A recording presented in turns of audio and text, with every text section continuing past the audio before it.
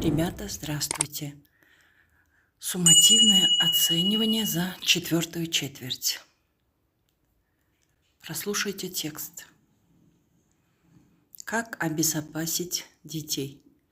Еще несколько лет назад родители били тревогу. Дети слишком много смотрят телевизор и почти совсем не читают. Сейчас ситуация изменилась. Все свободное время проглотил компьютер. Дети в интернете получают все, что им нужно, информацию, смотрят видео, ведут блоги и общаются в социальных сетях. В наши дни дети нередко начинают осваивать интернет уже с 6 лет.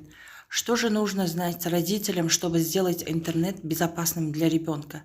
Прежде всего, детей нельзя оставлять в интернете без присмотра. Это все равно, что оставить их одних в большом городе.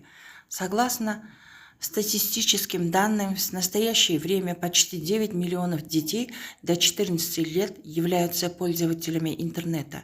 К сожалению, далеко не всех интересуют образовательные сайты или другие полезные ресурсы глобальной сети.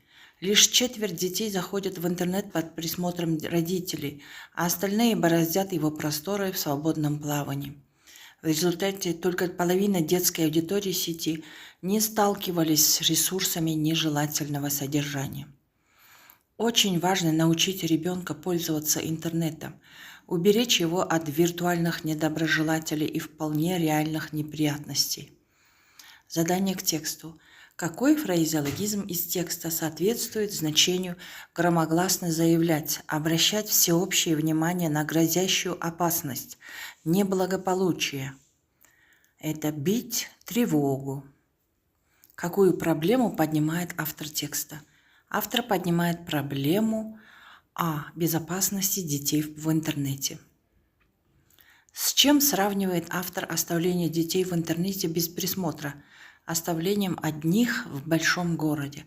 Ребята, все правильные ответы подчеркнуты и написаны жирным шрифтом.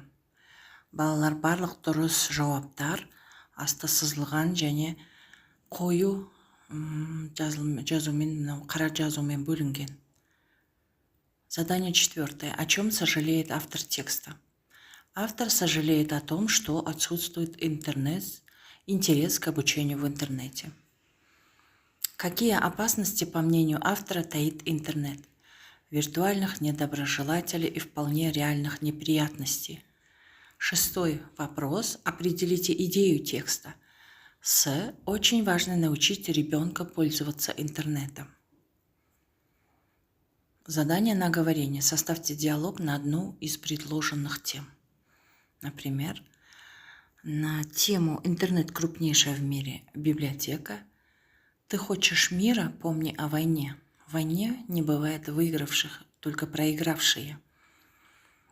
Осы үш тақырыптың біреуіне диалог жасауларыңыз керек. Вот, например, я написала диалог на тему «Интернет крупнейшая в мире библиотека». «Привет», — сказала я Кате, когда встретила ее на улице. «Привет», — поздоровалась в ответ Катя. «Куда идешь?» «В библиотеку. Хочу взять книгу», — ответила я. «А не проще ли в интернете прочитать?» — удивилась моя подруга. «Там можно найти все, что угодно, даже книги». The Google Books заслуженно признана крупнейшей электронной библиотекой. Она создана как проект Google. Оцифровке подверглось более 130 миллионов книг, причем все они переведены на 480 языков. «Я не люблю читать электронные книги», – пожала плечами я. «Я люблю, когда ты держишь саму книгу в руках, чувствуешь запах бумаги. В библиотеке тоже пахнет старыми книгами. Я люблю этот запах». «Ну тогда ладно, пожалуй, тоже схожу в библиотеку. Можно с тобой?» «Да, конечно», — кивнула я, и мы вместе пошли в библиотеку. Задание на чтение. Прочитайте отрывок из рассказа «Мальчик в тылу» Касыма Кайсенова и выполните задание.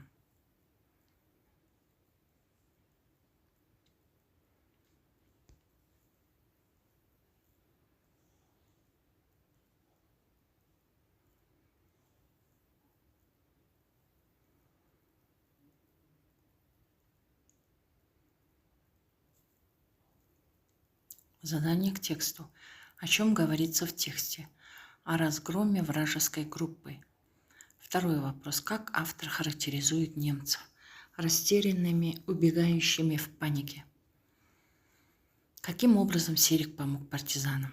Выполнил приказ командира передать сообщение о том, что группа Янцелевича перехватила немцев у Днепра.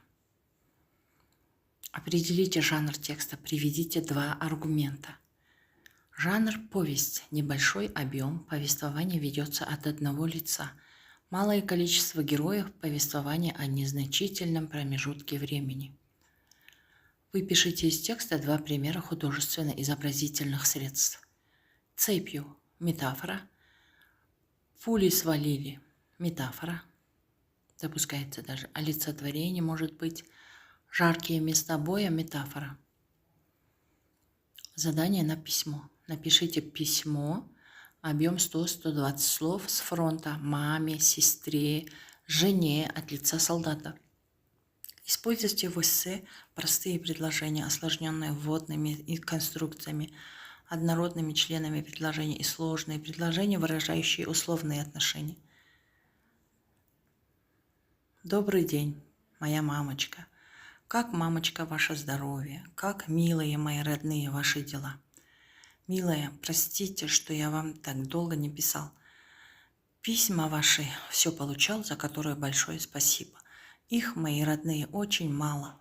Как хочется почитать в свободную минутку ваше письмецо, да еще такое, как вы пишете.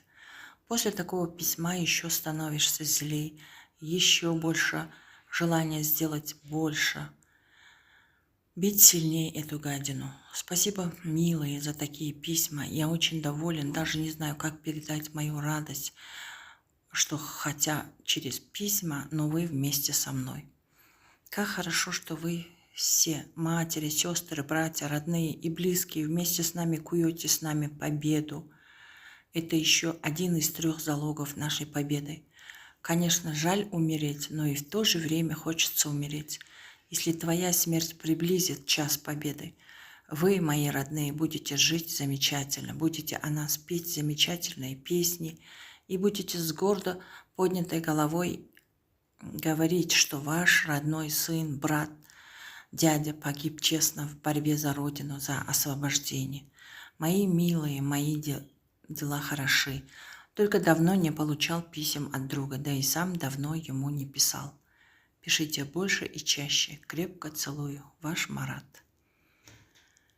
До свидания, ребята. Удачи вам.